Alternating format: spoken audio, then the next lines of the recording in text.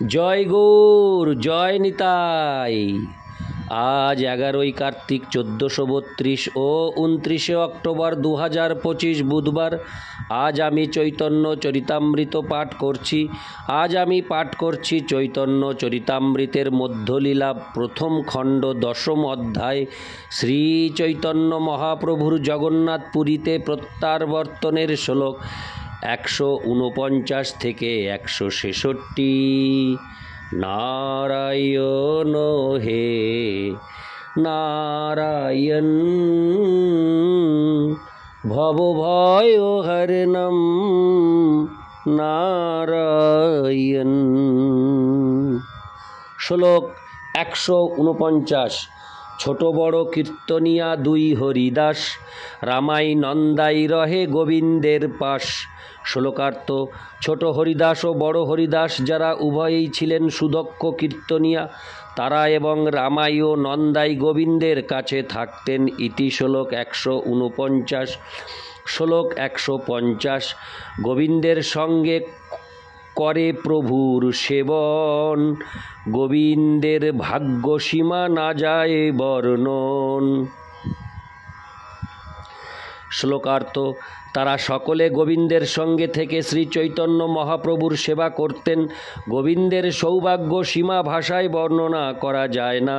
ইতি শ্লোক 150। শ্লোক 151। আর দিনে মুকুন্দ দত্ত কহে প্রভুর স্থানে, ব্রহ্মানন্দ ভারতী আইলা তোমারও দর্শনে। শ্লোকার্থ: তারপরের দিন মুকুন্দ দত্ত শ্রী চৈতন্য মহাপ্রভুকে বললেন যে রামানন্দ ভারতী তাকে দর্শন করতে এসেছেন। ইতি শ্লোক 151। শ্লোক 152। আজ্ঞা দেহ যদি তারে আনিয়ে হে, হরে কৃষ্ণ, আনিয়ে এথাই, প্রভু কহে গুরু তেহ যাব তার ঠাঙ্গি। শ্লোকার্থ: মুকুন্দ দত্ত তখন মহাপ্রভুকে জিজ্ঞাসা করলেন, আমি কি তাকে এখানে নিয়ে আসব? শ্রী চৈতন্য মহাপ্রভু বললেন, ব্রহ্মানন্দ ভারতী আমার গুরুর মতো, অতএব আমি তার কাছে যাব। ইতি শ্লোক 152। শ্লোক 153। এত বলি মহাপ্রভু ভক্তগণ সঙ্গে, চলি আইলা ব্রহ্মানন্দ ভারতীর আগে। শ্লোকার্থ: এই বলে শ্রী চৈতন্য মহাপ্রভু তার ভক্তদের নিয়ে ব্রহ্মানন্দ ভারতীর কাছে এলেন। ইতি শ্লোক 152। শ্লোক 153। হরে কৃষ্ণ, হরে কৃষ্ণ। ইতি শ্লোক 153। শ্লোক 154। ব্রহ্মানন্দ পরিয়া আছে মৃগ চর্মাম্বর, তাহা দেখি প্রভু দুঃখ পাইলা অন্তর। শ্লোকার্থ: ব্রহ্মানন্দ ভারতী মৃগ চর্ম পরেছিলেন, তা দেখে শ্রী চৈতন্য মহাপ্রভু অন্তরে ব্যথিত হলেন। তাৎপর্য: ব্রহ্মানন্দ ভারতী শঙ্করাচার্য সম্প্রদায়ভুক্ত ছিলেন।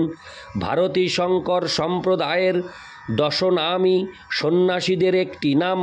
সন্ন্যাসী মৃগ চর্ম অথবা গাছের ছাল দিয়ে তার দেহ আবৃত করেন, সেই নির্দেশ মনু সংহিতায় দেওয়া হয়েছে। কিন্তু কোনো সন্ন্যাসী যদি কেবল মৃগ চর্মই পরিধান করেন অথচ পারমার্থিক উন্নতি লাভ না করেন, তাহলে বুঝতে হবে যে তিনি কেবল দাম্ভিক এবং অতিশয় আত্মাভিমানী। শ্রী চৈতন্য মহাপ্রভু ব্রহ্মানন্দ ভারতীর মৃগচর্ম পরিধান পছন্দ করেননি। ইতি শ্লোক 154। শ্লোক 155। দেখিয়া তো ছদ্ম কইল যেন দেখে নাঙ্গি, মুকুন্দেরে পুছে কাহা ভারতী গোসাঙ্গী। শ্লোকার্থ: ব্রহ্মানন্দ ভারতীকে এইভাবে মৃগচর্ম পরিহিত অবস্থায় দেখে শ্রী চৈতন্য মহাপ্রভু অভিনয় করলেন যেন তিনি দেখেও দেখেননি। তখন তিনি মুকুন্দকে জিজ্ঞাসা করলেন, আমার গুরুদেব ভারতী গোসাঙ্গী কোথায়? ইতি শ্লোক 155। শ্লোক 156 থেকে 157। মুকুন্দ কহে, এই আগে দেখো বিদ্যমান, প্রভু কহে তেহ নহেন তুমি অজ্ঞান, অন্যরে অন্য কহ নাহি তোমার জ্ঞান, ভারতী গোসাঙ্গী কেনে পরিবেন চাম। শ্লোকার্থ। মুকুন্দ দত্ত বললেন, এই তো আপনার সামনে ভারতী গোসাঙ্গী দাঁড়িয়ে আছেন। শ্রী চৈতন্য মহাপ্রভু তাকে বললেন, তুমি ভুল বলছ, ইনি ব্রহ্মানন্দ ভারতী নন, তোমার কোনো জ্ঞান নেই, তুমি একজনকে আর একজন বলছ। ব্রহ্মানন্দ ভারতী কেন মৃগচর্ম পরিধান করবেন? ইতি শ্লোক 155 থেকে 157। শ্লোক 158। শুনি ব্রহ্মানন্দ করে হৃদয়ে বিচারে, মোর চর্মাম্বর এই না ভাই ইহারে। শ্লোকার্থ। সেই কথা শুনে ব্রহ্মানন্দ ভারতী মনে বিচার করলেন, শ্রী চৈতন্য মহাপ্রভু আমার মৃগচর্ম পরিধান পছন্দ করেননি। ইতি শ্লোক 158। শ্লোক 159। ভালো কহেন চর্মাম্বর দম্ভ লাগি পরি, চর্মাম্বর পরিধানে সংগার না তরি। শ্লোকার্থ।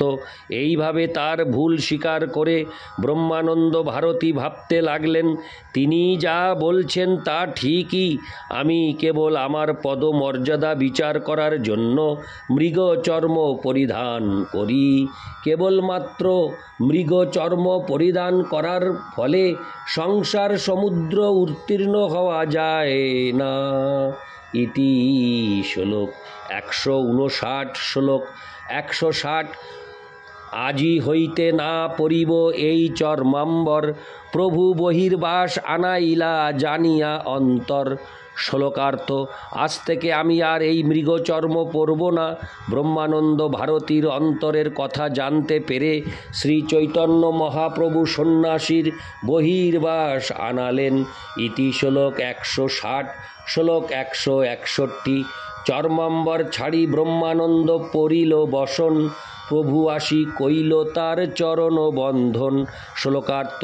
মৃগচর্ম ছেড়ে ব্রহ্মানন্দ যখন সন্ন্যাসীর বসন পড়লেন, তখন শ্রী চৈতন্য মহাপ্রভু তার শ্রীচরণ বন্দনা করলেন। ইতি শ্লোক 161। শ্লোক 162।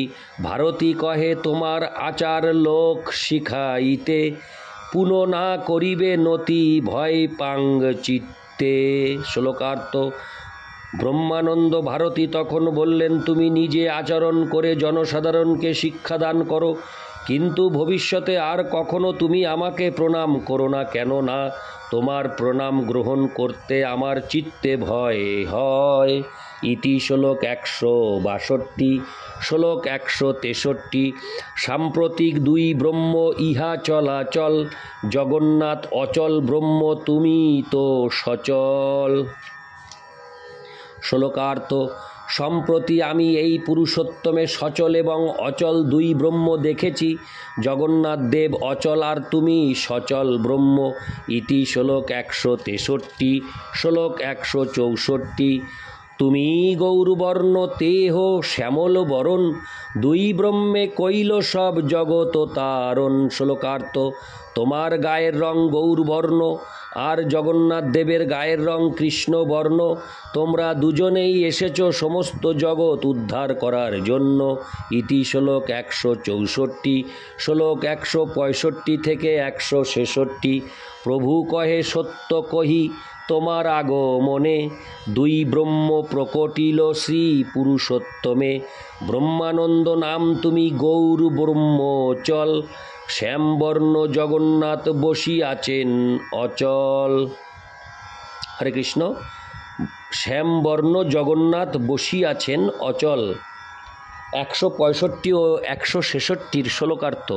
শ্রী চৈতন্য মহাপ্রভু উত্তর দিলেন, প্রকৃতপক্ষে আপনার আগমনের ফলে এই পুরুষোত্তম ক্ষেত্রে দুই ব্রহ্মের প্রকাশ হল। ব্রহ্মানন্দ নামক আপনি গৌর ব্রহ্ম সচল আর শ্যামবর্ণ জগন্নাথ দেব অচল হয়ে বসে আছেন। তাৎপর্য, ব্রহ্মানন্দ ভারতী প্রমাণ করতে চেয়েছিলেন যে ঈশ্বর এবং জীবের মধ্যে কোনো ভেদ নেই, আর শ্রী চৈতন্য মহাপ্রভু প্রমাণ করতে চেয়েছিলেন যে তিনি এবং ব্রহ্মানন্দ ভারতী ভারতী উভয়ই জীব। জীব যদিও ব্রহ্ম, কিন্তু তারা অসংখ্য। আর পরম ব্রহ্ম পরমেশ্বর ভগবান এক।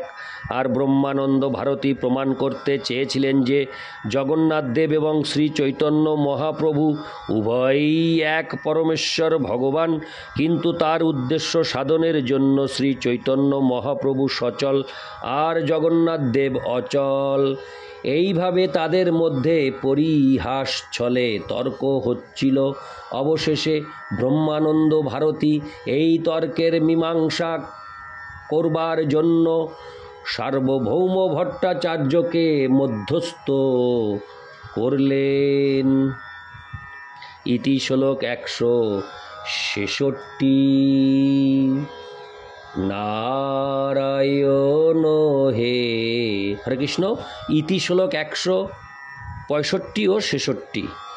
নারায়ণ হে নারায়ণ ভব ভয় হরিনাম নারায়ণ। জয় গৌর, জয় নিতাই।